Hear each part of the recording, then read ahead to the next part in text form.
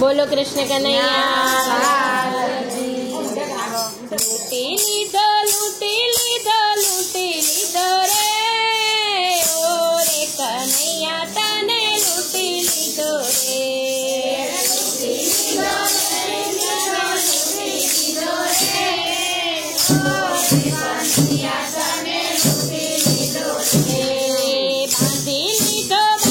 लीधो रे